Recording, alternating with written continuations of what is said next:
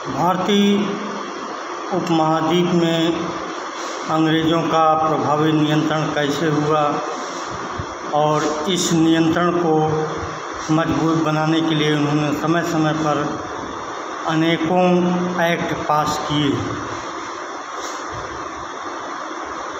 प्लासी की लड़ाई 1757 में हुई, जिसमें अंग्रेज़ों ने छल के द्वारा विजय प्राप्त की। लेकिन 1764 की लड़ाई एक छल विहीन लड़ाई थी, जिसमें अंग्रेज़ों ने छल से नहीं बहादुरी से 1764 की लड़ाई को जीता। 1757 प्लासी के युद्ध और 1764 बक्सर के युद्ध के बाद अंग्रेज़ों का बंगाल पर प्रभावी नियंत्रण स्थापित हो गया। उन्होंने इस नियंत्रण को और मजबूत करने के लिए अनेकों एक्ट पास किए, जिनमें पहला एक्ट था 1773 का रेगुलेटिंग एक्ट। 1773 का रेगुलेटिंग एक्ट।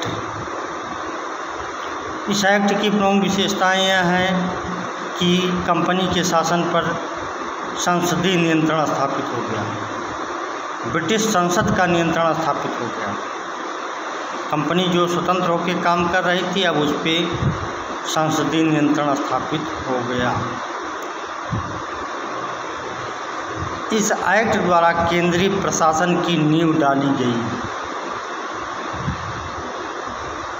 इस एक्ट के द्वारा केंद्रीय प्रशासन की नींव डाली गई और 1773 के रेगुलेटिंग एक्ट के मुख्य प्रावधान निम्नवत हैं। इसमें बंगाल के गवर्नर को बंगाल का गवर्नर जनरल कहा जाने लगा। परिवर्तन यह हुआ, जो बंगाल का गवर्नर का था वह बंगाल का गवर्नर जनरल कहा जाने लगा। मुंबई और मद्रास प्रेसिडेंसी को बंगाल प्रेसिडेंसी के अधीन कर दिया गया। इस एक्ट के तहत पहले governor general Lord Warren Hastings थे। लॉर्ड वारेन हेस्टिंग्स गवर्नर नहीं, गवर्नर जनरल थे। इस एक्ट के द्वारा गवर्नर को मान्यता ख़त्म की गई, गवर्नर जनरल पद सृजित किया गया। और इस एक्ट के तहत प्रथम governor general Lord Warren Hastings थे।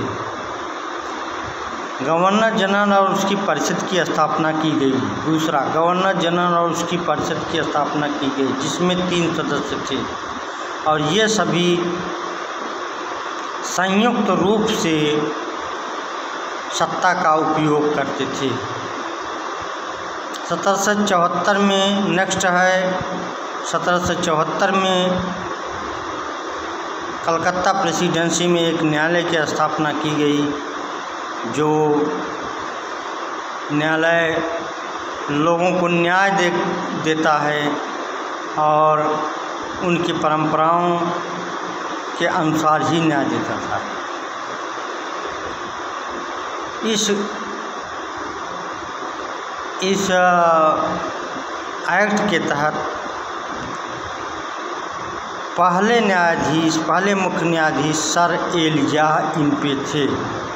1773 के एक्ट के तहत पहले मुख्य न्यायाधीश सर एलियाह इम्पे थे।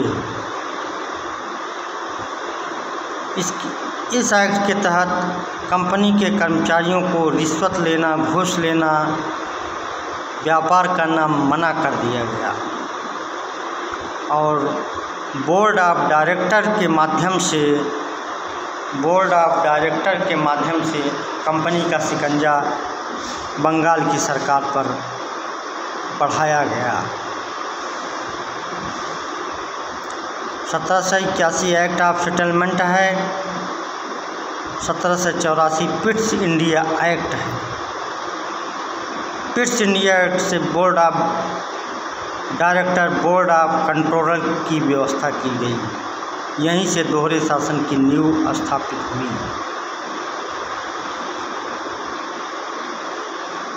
1793 भारतीय नियंत्रण बोर्ड के सदस्यों और कर्मचारियों का वेतन भारतीय राजस्व से देने का निर्णय लिया गया। 1833 एक्ट 1833, इसके द्वारा कंपनी का अधिकार पत्र 20 वर्षों के लिए बढ़ा दिया गया, लेकिन भारत के साथ व्यापार करने का एकाधिकार समाप्त कर दिया गया। एकाधिकार समाप्त कर दिया गया और लेकिन चीन के साथ यह एकाधिकार बना रहा। पूर्वी देशों के साथ चाय का भी व्यापार बना रहा। इस एक्ट के तहत सर्वप्रथम पादरियों को प्रवेश की अनुमति मिली। 1813 से पहले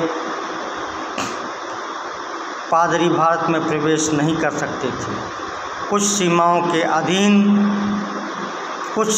के अधीन ब्रिटिश कर्मचारियों को, ब्रिटिश नागरिकों को व्यापार करने की अनुमति प्रदान कर दी गई।